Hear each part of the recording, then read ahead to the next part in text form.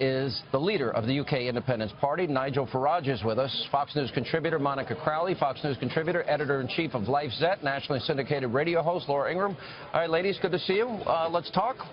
Hillary totally won this night. She came across as strong and forceful. And she prosecuted the case against. She really gave us the solutions on how to grow the middle class. I felt the solutions they were oozing out of every pore of Hillary. For anyone to go on television tonight and say that this was not a decisive and frankly masterful performance by Donald Trump should just drop the pretense of being a Republican strategist. They never strategized, by the way. Or a Republican, quote, pundit or an analyst. He came in with the entire GOP establishment really against him. He came in with the media against him. He came in with Hollywood against him and the entire Bush apparatus, okay? All of them against him, and he came in and he said, you know something? Apparatus and we're going down the tubes. You're an architect of this decline, and we need a new path forward. He said this, and he hit her in a way that not a single Republican in the last 30 years has been able to lay a glove on the Clintons. I thought it was devastating. And he did it. We've been waiting for this moment for someone face-to-face I was in a trailer with a bunch of people, and all I heard was, oh, ooh. I mean, there was screaming all night. When he got to the Abe Lincoln line, I thought I was going to fall out of my chair. That was Laura and me. Was that you? We're in the next Look, tonight what you saw was a dramatic reversal of fortune for both candidates. There's a phrase, don't give up 5 minutes before the miracle. What you saw tonight from Donald Trump, he performed a miracle. He gave such a dramatic, extraordinary, dominating performance. He had a command over the issues. He took the fight to Hillary Clinton. He did not back down. You saw a man who is ready for the presidency. If that Donald Trump shows up into the third debate, he will win, because what he did tonight, Sean, was reset this campaign.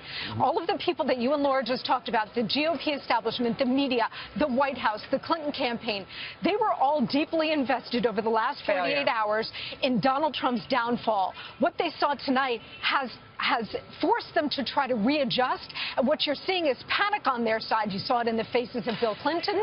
You saw it in the faces of Hillary Clinton, the entire Clinton team, because now they have to adjust to a new reality. They thought they had it in the bag over the last 48 hours. Donald Trump just reset the game. The women showing up was a powerful statement because, all right, I actually wrote an article. I put it up on my website, Hannity.com. Words, actions. You know, for all the media, they're so bankrupt. They never talked about any of the issues involving Hillary Clinton. And when you compare and contrast, there's a big difference. All right, Nigel, let's talk about Brexit. Let's talk about similarities here. Trade, immigration, refugees. How big an impact do you think, what similarities do you see, these issues on the American campaign versus what you witnessed? Well, the crossover is massive because on the one side, you've got Hillary, backed by Goldman Sachs and JP Morgan and all the multinationals. And on the other side, you've got an anti-establishment campaign. That is exactly what we saw in the British referendum.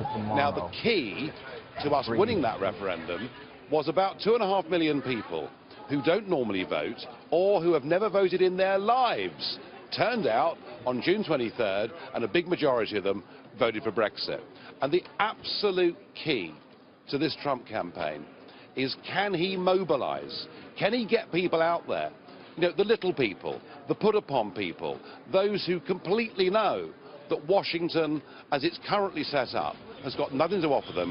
Can he mobilize them? Can he incentivize them to go out and vote? And I think tonight, had the immigration question come up, he would have done even better, because these are the issues that ordinary people really care about. And you know what? America can't make the mistake of Europe. And we're now seeing the damage that has been done because of immigration policies and refugee issues. Laura, I thought on that particular issue, the vetting of refugees was particularly strong. Also the creation of ISIS.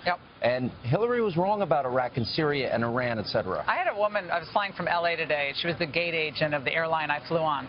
She was an Iranian Jew, really interesting person. And she said, can I tell you about the 4 refugees that I processed earlier this week? They come with just a piece of, like a stationery from the State Department. They have their name on them and apparently their birth date.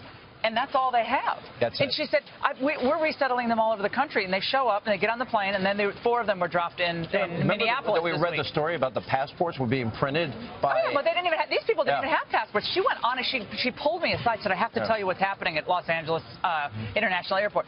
And I think Nigel's right. The immigration issue cuts across party lines because we see veterans eating out of garbage cans.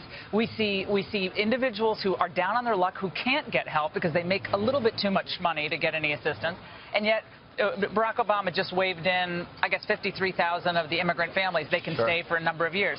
And I think people are just fed up. It's just not fair. And so he cut into that basic issue of fairness tonight and got it off the old sex talk and just talked about what works for the country. Deal with it. I thought he handled that really well at the beginning. Absolutely. You know, Monica, when you think about Hillary, I've always said she can't run on the economy. She can't run on her foreign policy. Trump really hammered that home tonight. And on top of that, when you add in the argument that he made many times that you've been there all these years, what have you done? Right. There is no answer to that because she's done nothing. The critical thing Donald Trump did tonight was he took the focus off of himself and he put it onto the American people and the future of the country. That was his whole rationale for running in the first place. He went to the American people and he said, I don't need this job. I'm super rich. I have a great family and a successful business. It's costing me money. And it's costing me money. But I'm doing it because I care about the American worker and the future of the nation. That's what he did tonight. He turned the tables on her. And because so when she they dump 5 more tapes and 10 more tapes, it's going to end up on deaf ears? Well, look, every politician gets hit, you know, when the crap hits the fan. It's inevitable.